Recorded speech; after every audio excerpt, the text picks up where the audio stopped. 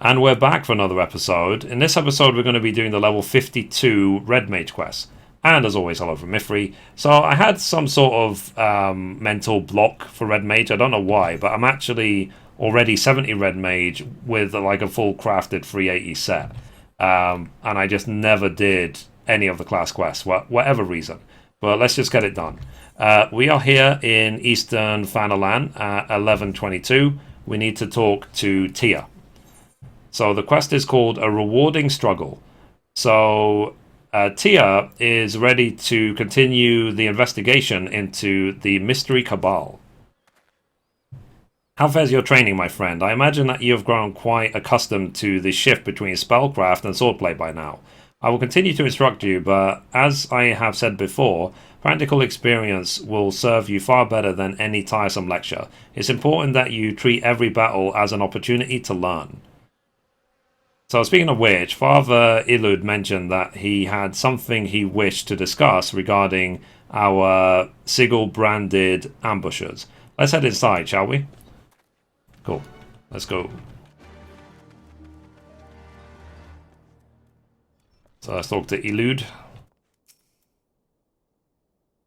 So I am ashamed that it did not occur to me earlier, but I recall an incident that may be connected to this dreadful cult. A merchant's son was kidnapped in Uldar some moons ago. When the merchant came forth to pay the ransom, however, both father and child were murdered. The perpetrators of this terrible act were never unmasked, but evidence at the scene suggests that the two were slain by thaumaturgy. What is more, this merchant was a native of Alamigo. Is this not also true of father of the girls you rescued? So, he is Alamigan born, a man by the name of Wilkin. So his wife told me. Could he have been the true target of the kidnappers? We must speak with Master Wilkin at once. There are too many similarities in these cases to ignore, and I would not put it past this cult to make a direct attempt on his life. In anticipation of such action, I inquired after Master Wilkin's trading itinerary. It seems that he is presently conducting business at the Mandeville Gold Saucer, delivering stock for game prizes or some such. Very resourceful of you, father, thank you. Come, Mithrie, the Gold Saucer awaits. Interesting. So let's now go to the Gold Saucer. I don't think I've ever actually had to go to the Gold Saucer before for a class quest. But let's go. Okay, so we've made it here. Let's talk to Tia. So my apologies, Mithrie. I neglected to ask if you were a patron of these halls. But we are here now, and Master Wilkin is still occupied with his trade. I am tempted to eavesdrop on his dealings to learn what manner of man we are saving. Let us play the part of happy gamblers and wander by his meeting in the Mandeville Lounge. Just look for the wonderfully hideous golden statue. Fair enough. So where is the Mandeville Lounge? There. Okay, so we can teleport to it. Wander Square West. Okay, so here it is. Let's do it. Waiting, waiting, waiting.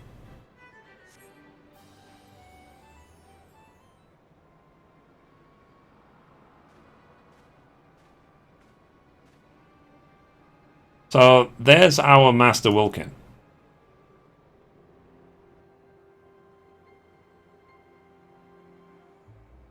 Thank you again. We'll make the most of this gift, I promise you. Back straight and head up now, lad, or folk will become suspicious. You've done naught wrong besides. The coin is fair gotten and freely given. So yeah, let's not be suspicious, eh? The young man he was talking to, he is known to me. One of the lads belonging to the Alamigan Resistance, if I'm not mistaken. Well, this is clearly more than some simple business deal. But why waste time on suspicions when we can speak with the merchant himself, eh? Okay, so let's talk to Wilkin.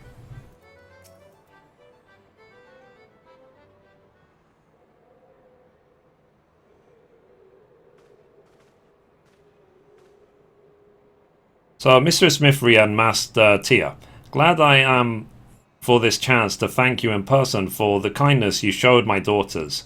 A Father Elud sent word to expect you. He also mentioned that the danger to my family is not yet past. You suspect that I have been marked for assassination? Aye. Have you any idea of the why? Say, retaliation for funneling funds to the Alamegan resistance under the guise of standard business dealings? Yeah, that wasn't obvious. That wasn't blatant. I thought as much. I recognized your client as one of the young freedom fighters I'd seen in Girabania. Oh, rest assured that your secrets are safe with us. I myself have spent the better part of my life aiding the resistance. Your dealings do, however, seem to have drawn some rather unpleasant attention. Very well, you saved my children's lives, and so I will trust you with the truth. Mali Alagegan refugees are employed here at the Golden Saucer, in no small part due to the wishes of the establishment's owner, Lord Godbert Mandeville. Several of these employees have direct ties to the resistance, the young man you saw being one such conduit. As to why I meet him here, well, it's a matter of hiding trees within the forest. There was another incident not so long ago where the son of Alamegan-born merchant was kidnapped by a cadre of mages. When the father attempted to pay the ransom, the fiends slew both parent and child.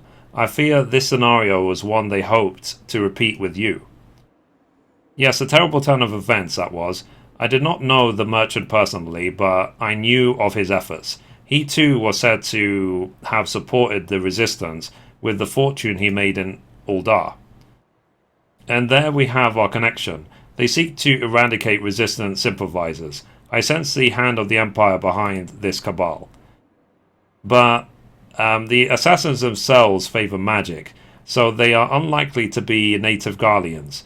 The puppeteer could very well be a hired killer, or mayhap a recruit from a subjugated province.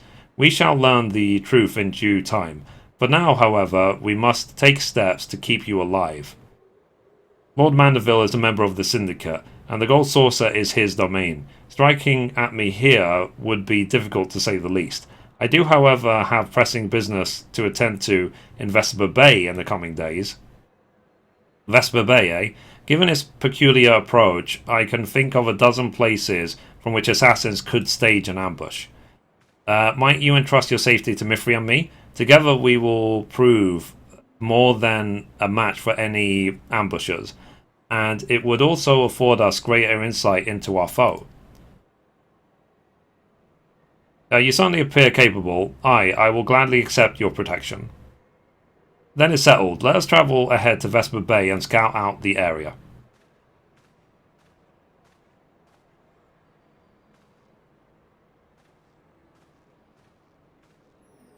Okay, so now we need to go to Vesper Bay.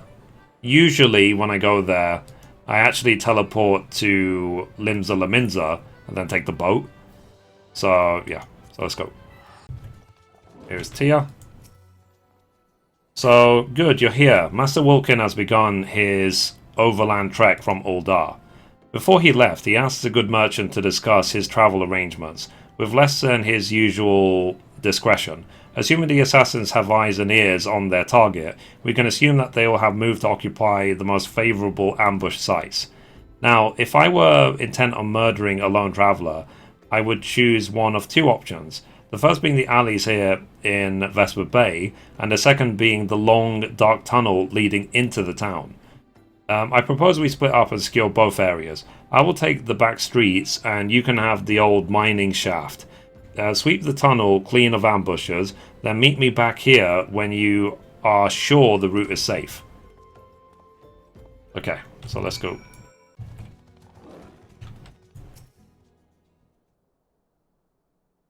Okay, so let's see what this is like.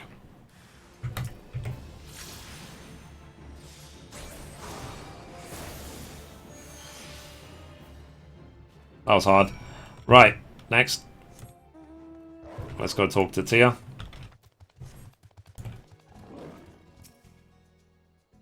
So, defeated their ambush, did you? Well done. As you could see, they had a second group waiting in the wings. Your opponents were the same mute attackers as before, yes? I pity these cursed pawns, but we cannot let mercy stay our hands. They are little different from the Walking Dead, and no art can restore them. I did, however, allow one to escape my blade. On purpose, of course. He seemed eager to disengage, and so I obliged. He limped off towards the coast, but with the wound I gave him, he will not have fled far. I will track this last assassin to his destination. Pray remain here and greet Master Wilkin. He should be arriving through your secure tunnel any moment now. Awesome. Okay, let's go. Okay, you made it. So, Mistress Mithrie, here I am, and with nary a scratch upon my person. My deepest thanks. You have saved my family, and for that I can never truly repay you. But I must at least try. Pray share this gift with Master Tia. My supplier will be waiting, and so I must take my leave of you. May Nold enrich you and bless your endeavours.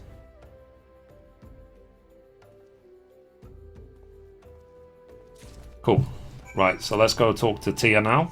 And let's finish this quest. Okay, so he's just through here.